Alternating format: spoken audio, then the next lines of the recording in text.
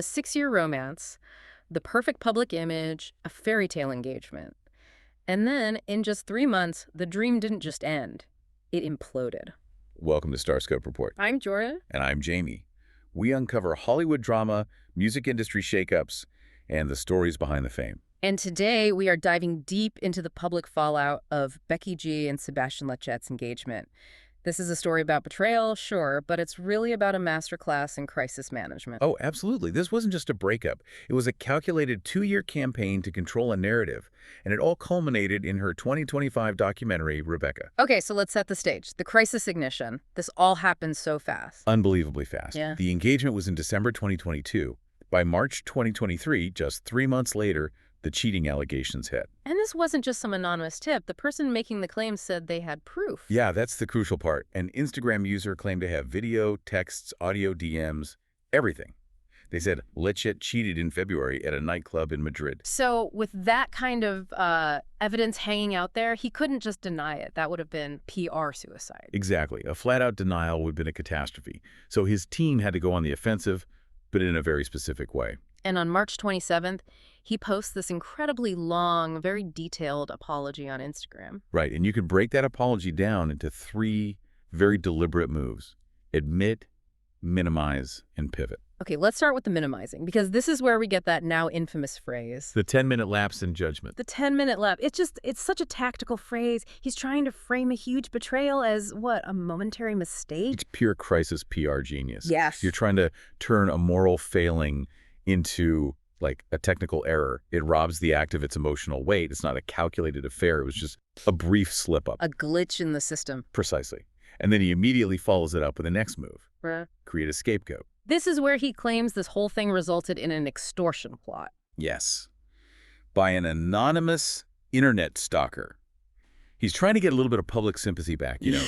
I messed up, but now this person is trying to destroy me over it. It shifts the focus. Suddenly, he's not just the cheater. He's also a victim of something else. It's a risky move, but it muddies the waters just enough. And then comes the final pivot, the redemption play. The modern playbook, for sure. Yeah. He commits to a mental wellness program. Of course. He says it's to address deeply rooted anger and mental health issues. See, now the cheating isn't a character flaw. It's a symptom of a treatable condition. So he's building a framework for his own forgiveness. And then he ends with this direct emotional apology to Becky G. Calling her the light in my life, apologizing for hurting her. He basically takes this massive public mess and puts the ball squarely in her court. And that's the real question. Lletget has made his move. So what does Becky G do next? Well, her response was immediate, and it was brilliant because she didn't say a single word. So how did she respond? Well, her first move was a masterclass in saying everything without actually saying a thing. It really was. In a world of social media rants and tell-all interviews, she chose silence. And a very specific visual cue. The missing engagement ring. Just hours after his apology goes public, she walks the red carpet at the iHeartRadio Music Awards. And everyone's eyes go straight to her left hand. And it's empty. No ring. That one action was her entire statement. It confirmed the crisis was real, that she wasn't just brushing it aside. It was a public service announcement, basically. It said, yes, this is as bad as it looks. And then she did it again at Coachella. But at Coachella, she finally broke the silence. Just a little. Yeah. And it was so controlled. Right. She's on stage introducing her song, MMET, and she says to this huge crowd. She says, sometimes things don't go the way you plan. But sometimes it's not rejection. It's redirection. Redirection. I mean, wow. With just one word, she completely reframes the entire narrative. Instantly. It's no longer about what he did to her. It's about what she is going to do next. She's not a victim. She's in charge of her own new path. She takes back all the power. And the public reaction was immediate. Fans were all over social media saying, he fumbled a true queen. She won the public over completely. And then she went silent again, letting that image of dignity and resilience just sit there. It's such a smart strategy. And if you're loving these Hollywood twists, make sure you're subscribed. We've got even more of this deep dive coming up. So that prolonged silence did a couple of things. It gave her dignity, but it also created distance. Time. Time for what, exactly? Time for him to prove he was actually doing the work he promised. You can't just say you're going to a wellness program. The public needs to feel like you've actually put in the time. So her silence wasn't just for her. It was also, in a way, for him to have a chance at redemption. You could see it that way. And after 8 months, We get the first signal that things might be changing. The soft launch reunion. Exactly. November 2023. They're spotted shopping together in Porter Ranch, California. And the details here are perfect. They're in coordinated athleisure wear. It's not a fancy dinner. It's not a red carpet. It's normal. Stewie's were working on it without being an official announcement. It's private, but public enough to be seen. But, and this is the most important detail, she's still not wearing the ring. The ring is still gone. That's the key. It tells everyone that forgiveness might be happening, but it's on her terms. Trust hasn't been fully restored yet. She is still 100% in control. Which brings us to the final chapter, the endgame. The 2025 documentary, Rebecca. After 2 years, she's finally ready to tell her side of the story, and she does it in the most controlled environment possible, her own film. And it's so smart how they frame it. The cheating scandal isn't just some tabloid drama. It's presented as this huge obstacle she had to overcome while creating her debut Música Mexicana album. It becomes part of her hero's journey. The pain becomes the fuel for her art. It's no longer just a personal crisis.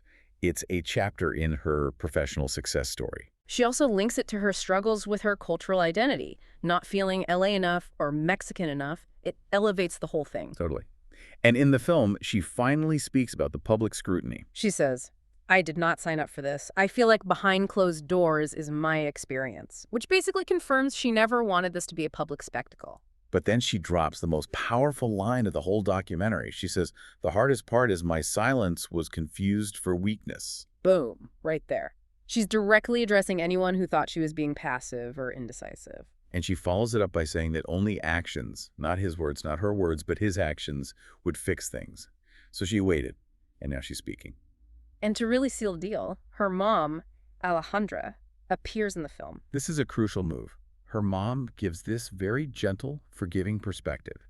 She says, I don't expect perfection for my kids. I know they're working through it. They're both deserving of their own beautiful love story. Which basically gives the public permission to forgive Lletget too. If her own mom is on board with the process, who are we to judge? It's strategic gold. But the movie doesn't actually give us a neat little ending, does it? No, and that's the most sophisticated part.